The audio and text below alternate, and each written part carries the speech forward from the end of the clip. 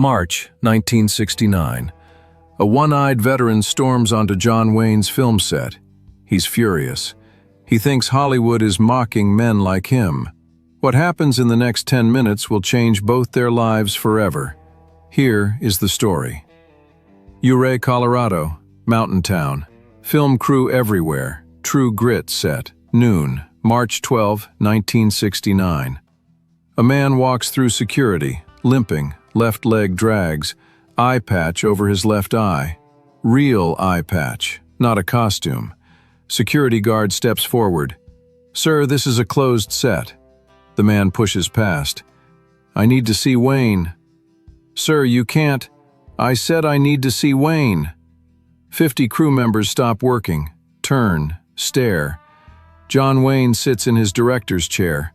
Rooster Cogburn costume, fake eye patch, Marshal's badge, whiskey flask prop.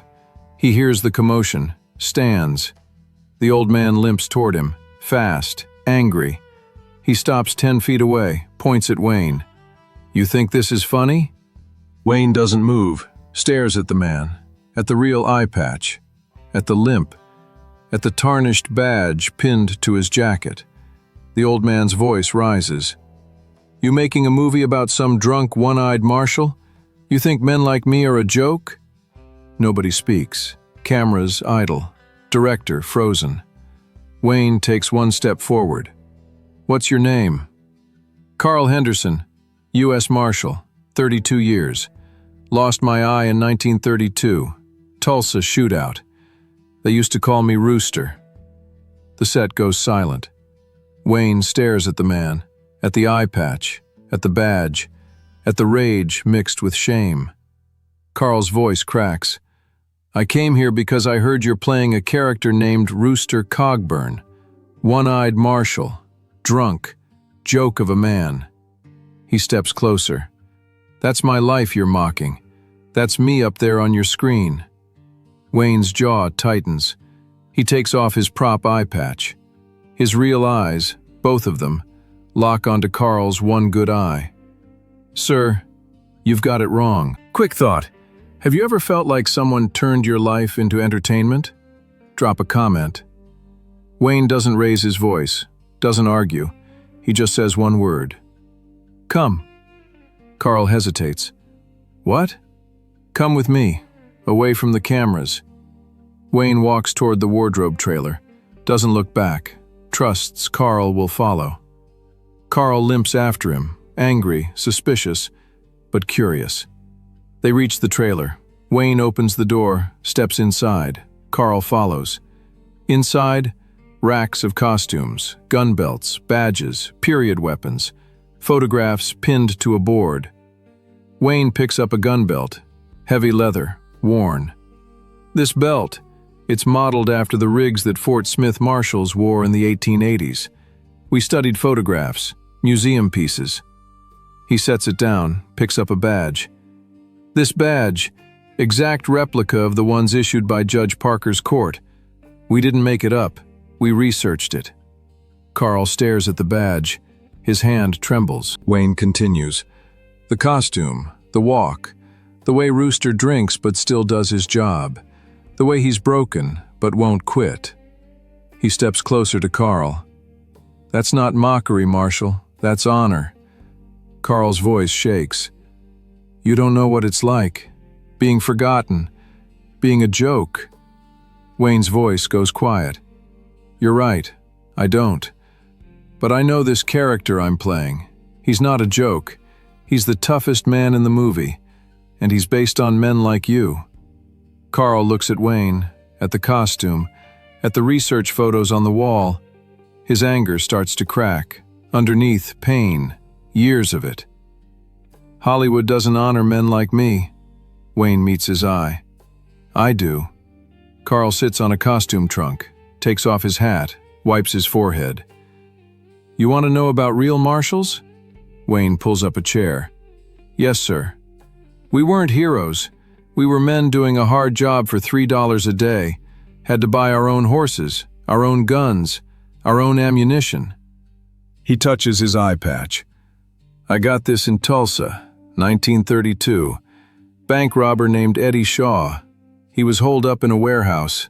I went in. He shot first. Got my eye before I got him. Carl's voice flattens. Doctor said I'd never work again. Said a one-eyed man can't aim, can't judge distance, can't marshal. But you kept working. 18 more years, until 1950. Then I turned in my badge. Nobody cared. No pension ceremony. No thank you. Just cleaned out my desk and went home. Wayne leans forward. That's wrong. That's America. Forgets the men who built it. Silence. Long. Heavy. Wayne stands. What if I told you this movie could change that? Carl laughs, bitter. A movie can't change nothing. Maybe, but it can remind people you existed, that men like you were real. Carl looks up, studies Wayne's face. You really believe that? I wouldn't be standing here in this costume if I didn't. Wayne makes a decision, right there, no hesitation. Marshal Henderson, I want you to stay. Stay? On set, this week. Watch me work. Tell me when I get it wrong. Make sure Rooster honors you, honors the real lawmen. Carl shakes his head. I don't know nothing about movies. You don't need to. You know about being a marshal. That's what I need. Why would you do this? Wayne's voice goes quiet. Because I didn't serve in World War II. That guilt lives in me every day. I make movies about soldiers and lawmen because I wasn't one. The least I can do is get it right. Honor the real men. He puts his hand on Carl's shoulder. You're giving me that chance. By being here. By telling me the truth. Carl's eye fills. The real one. The one that still sees. You're serious. Dead serious. Wayne opens the trailer door, calls out, Henry! Director Henry Hathaway walks over. Yeah, Duke? This is Marshal Carl Henderson. He's consulting on the film, starting now. Hathaway looks at Carl, at Wayne. Duke. We're 3 days behind schedule. Wayne's voice drops, goes hard. Then we get further behind. Marshal Henderson stays. Hathaway knows that tone. He nods. Yes, sir. Wayne turns back to Carl. You'll have a chair next to mine. You'll watch every scene. And if I do something a real marshal wouldn't do, you tell me. Deal? Carl stands, extends his hand. Deal. They shake, firm, long. Two one-eyed men, one fake, one real, both trying to get the truth right. But what nobody on that set knew was what would happen over the next 2 weeks. Carl Henderson becomes part of the set. Day 1. He sits in a folding chair next to Wayne's, watches, silent. Wayne films a scene. Rooster confronts a gang of outlaws, 4 against 1. Rooster doesn't back down. Cut! Hathaway yells. Wayne walks to Carl. How was that? Carl thinks. You held the gun wrong. How? A marshal doesn't aim like a target shooter. You aim fast, from the hip, because if you hesitate, you die. Wayne nods. Show me. Carl stands, takes the prop gun. His hand shakes slightly. Age, arthritis, but muscle memory kicks in. He draws, fast, aims from the hip, smooth. Like that. Wayne watches, studies. Again. Carl does it again, slower this time, breaking down each movement. Wayne mimics it, practices, gets it wrong, tries again. On the 5th attempt, there, that's it. Carl nods. Now you look like a marshal. Day 3, they're filming the court scene. Rooster testifies, defends his actions. Between takes, Carl talks. Real trials weren't dramatic, they were boring. Lawyers asking the same questions 20 different ways, making you look like a liar even when you told the truth. Wayne listens, takes notes. How'd you handle it? Told the truth, short answers, didn't explain. If they wanted to make me look bad, that was their job. Mine was to sleep at night, knowing I did right. Wayne studies Carl's face, the lines, the weariness. That's it. That's what I've been missing. Rooster doesn't care what people think. He knows he did right. That's enough. He films the scene again, different this time, quieter, more certain. When he finishes, Carl has tears in his eye, the real one. Wayne sees, says nothing, just nods. The crew watches. Some of them cry too. Nobody on that set has ever seen Wayne work like this. Humbled, learning, respecting. It's the performance that will win him an Oscar. And it's happening because a forgotten Marshal told him the truth. Ever had someone finally understand what you went through? That moment changes everything, doesn't it? Day 7. The scene everyone's been waiting for. Rooster charges 4 men on horseback, reins in his teeth, gun in each hand, yelling, "Fill your hands, you son of a bitch." It's the iconic moment, the scene that defines true grit. Wayne has practiced it for weeks, but something's wrong. He can feel it. Between takes, he sits with Carl. It doesn't feel right. Carl watches the setup. 4 stuntmen on horses, Wayne's horse, the open field. "What's bothering you?" "I don't know. It feels like a movie stunt, not real." Carl nods slowly. "That's because it is." "What do you mean?" "Real lawmen didn't charge 4 men like that. That's suicide." Wayne frowns. "So it's not authentic?" "I didn't say that." Carl stands, limps to the edge of the set, looks at the field. "There was one time, 1934, I tracked 3 murderers to a farmhouse outside Tulsa. They were armed. I was alone. Backup was 2 hours away." His voice goes distant. "I could have waited, should have waited. But one of them had a hostage, farmer's daughter, 16 years old." Wayne stands, walks next to him. "What'd you do?" "I walked straight at that house, gun drawn. I yelled so loud my throat bled. Told them I was coming in and they could surrender or die." "What happened?" "They came out, all 3, surrendered." Carl turns to Wayne. "You know why?" "Why?" "Because I wasn't bluffing. They saw it in my eyes. I was walking into that house either way, and I was taking them with me if I had to." Silence. Wayne stares at Carl. Understanding floods in. Rooster isn't charging because he's brave. He's charging because he won't let them hurt the girl. Carl nods. "Now you got it." Wayne turns to Hathaway. "Henry, one more take, but I want to do it different." Hathaway sighs. "How different?" "I need to feel it, not perform it." They set up again. Wayne mounts his horse, takes the reins in his teeth, guns in both hands. But this time, he thinks about Carl, about the farmer's daughter, about walking toward a house full of murderers because someone innocent needed saving. "Action!" Wayne charges. But his face is different, not acting. Something real.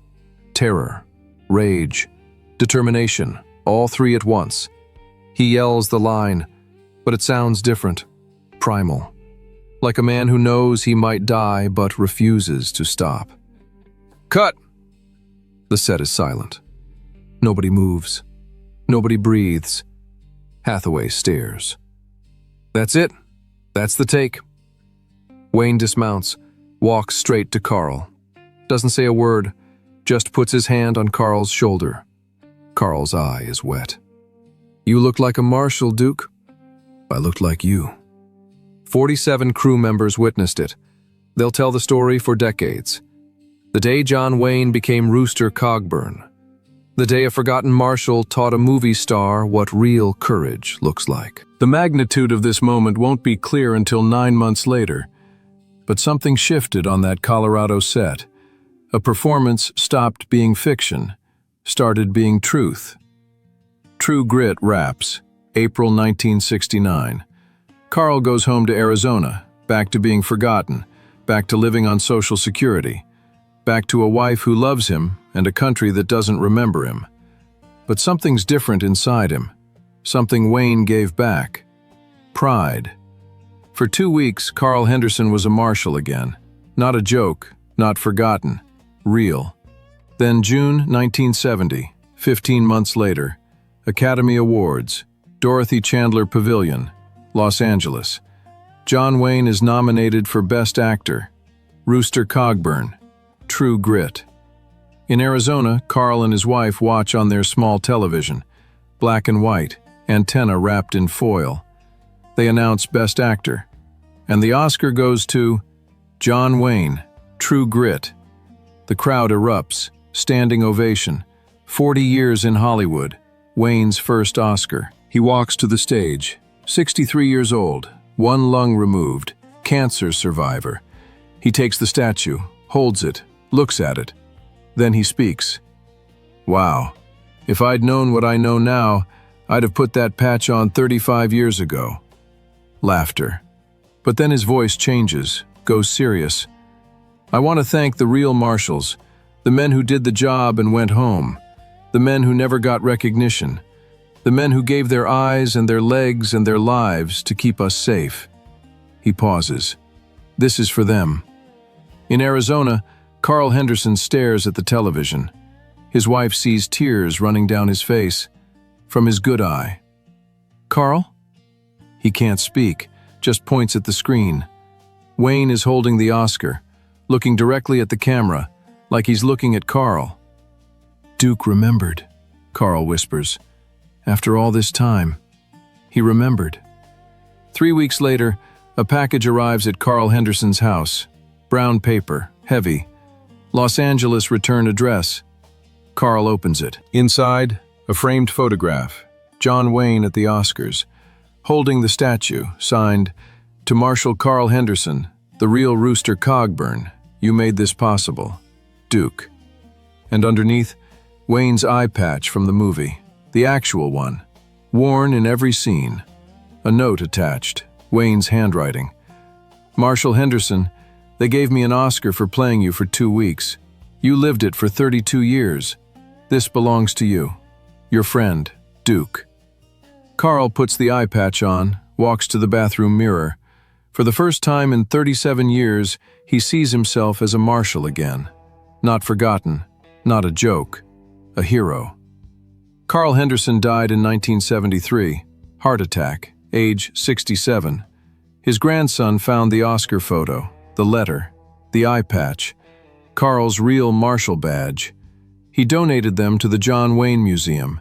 They created an exhibit, the real Rooster Cogburn. Carl's badge next to Wayne's prop badge, side by side. The plaque reads, "John Wayne didn't just play heroes, he honored them." 60,000 people visit every year. They see Carl's badge, read his story, learn about real Marshals. Most think Rooster Cogburn was fiction. He wasn't. He was Carl Henderson, and 100 men like him. One-eyed, broken, forgotten, but real. Wayne made sure the world remembered, not for publicity, because he believed fiction should honor truth. Carl Henderson got his dignity back at age 63 because John Wayne took 2 weeks to listen. What's a sacrifice you made that nobody remembers? Share it below. We'll remember it together. And unfortunately, they don't make men like John Wayne anymore.